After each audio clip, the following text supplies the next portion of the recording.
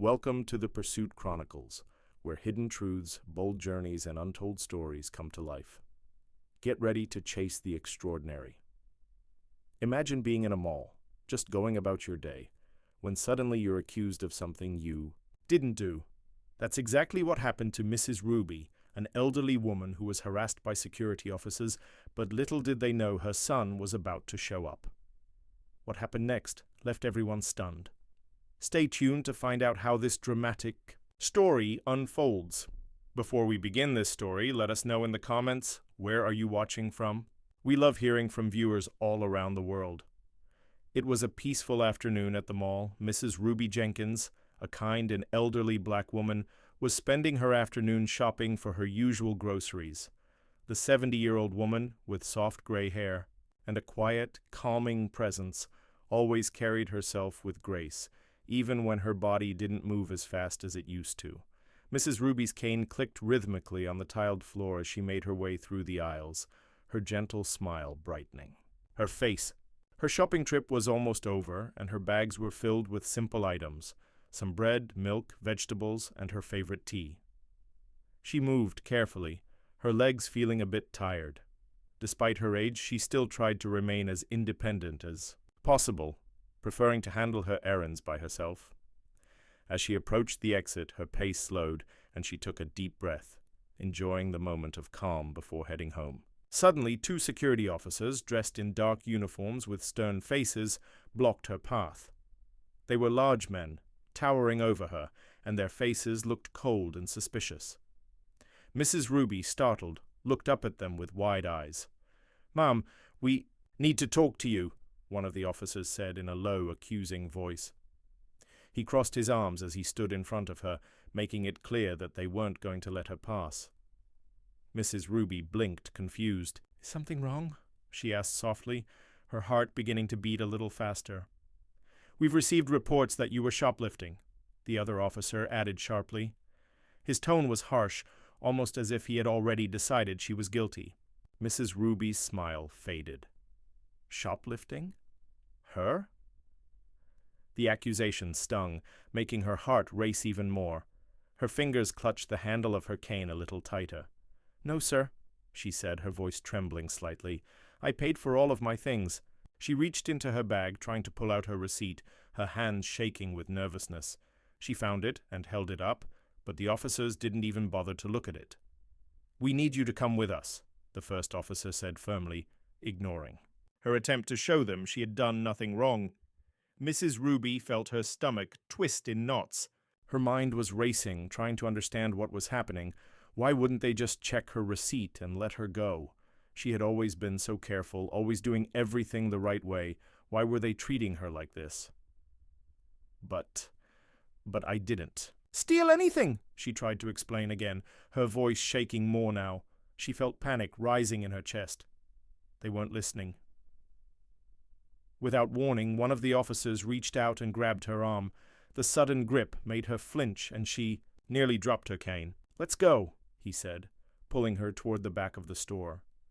Mrs. Ruby felt her heart pounding in her ears. She couldn't believe this was happening. She tried to pull her arm free, but the officer's grip was too strong. "Please," she begged. "I haven't done anything wrong."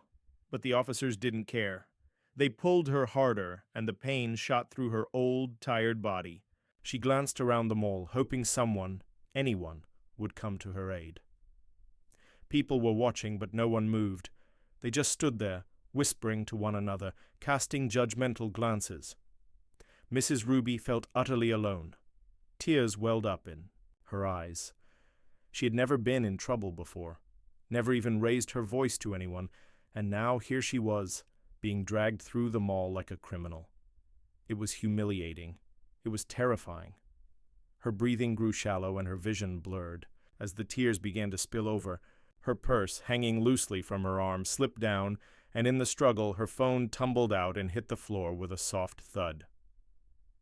The officer kept dragging her toward the back room, not even noticing, but Mrs. Ruby noticed. Her heart skipped a beat. Her son, Oliver, her strong, brave son, had told her to call him if she ever needed help, and she needed him now more than ever. With shaky hands, she reached down and grabbed the phone, her fingers trembling as she tried to unlock it.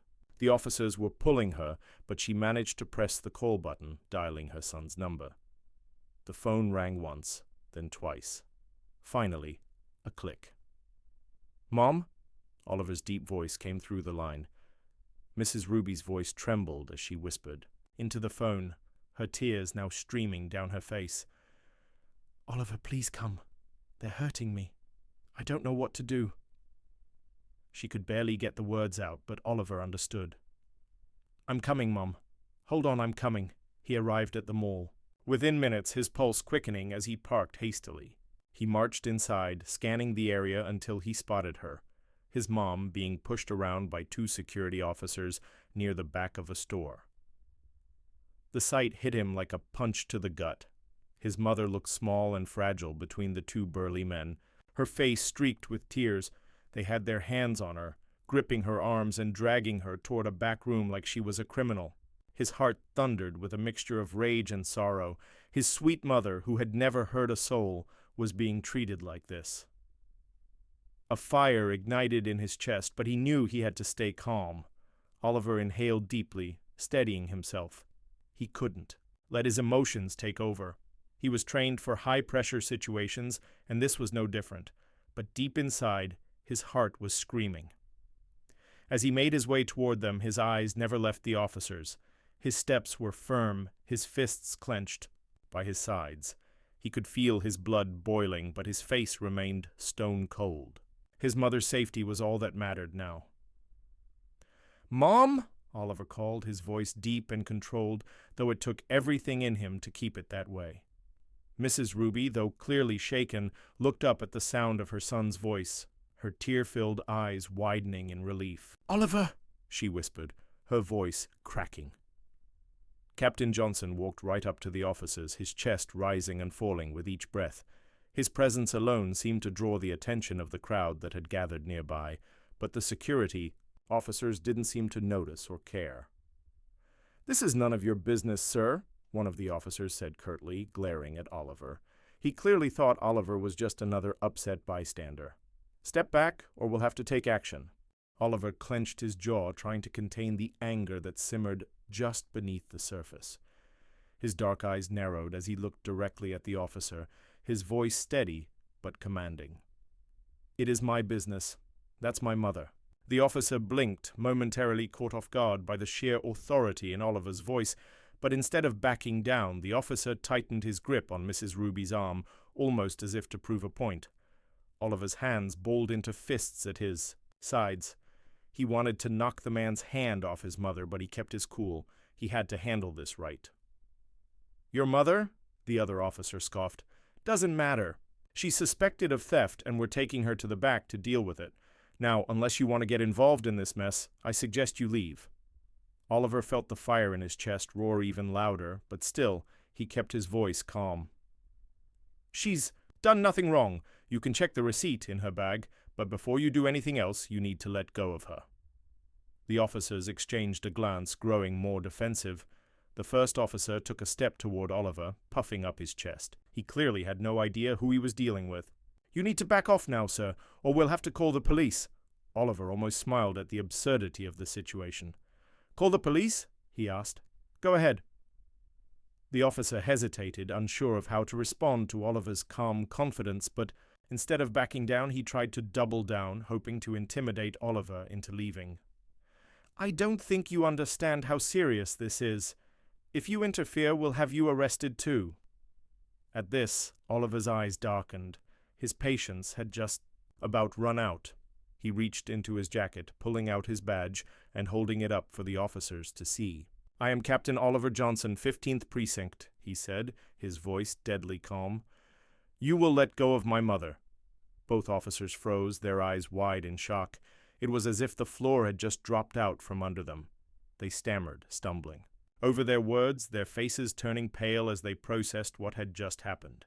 This wasn't just some random man, this was a police captain, a man who outranked every single person they could call. "Captain!" one of the officers sputtered, releasing Mrs. Ruby's arm. "We didn't know, sir. We were just following orders." Oliver stepped closer, towering over the officers now. His mother was safe, but the anger he had kept at bay was now simmering, just beneath the surface. He stared the men down, his gaze sharp enough to cut through stone. "You didn't know?" Oliver repeated, his voice soft but dangerous. "You didn't think to ask, did you? You didn't think to check the receipt, to listen to her, or to treat her with respect?" The officers were speechless. One of them tried to stammer an apology, but Oliver silenced him with a sharp look. "What if this was your mother?" Oliver asked, his voice tight with emotion. "What if she was the one being treated like a criminal, humiliated in front of strangers? Would you still be so quick to lay your hands on her?" The officers' faces were flushed now, their eyes wide with fear and regret. They had no answer. They had been wrong, and they knew it. Oliver turned to his mother, his expression softening as he gently took her hand. "Are you okay, Mom?" Mrs. Ruby, still shaken, nodded slowly. "I'm okay now, Oliver," she whispered, her voice trembling. Oliver squeezed her hand reassuringly, then turned back to the officers. "You'll be hearing from Internal Affairs about this," he said coldly. "Get out of my sight." Without another word, the officers backed away, their heads hung low in shame.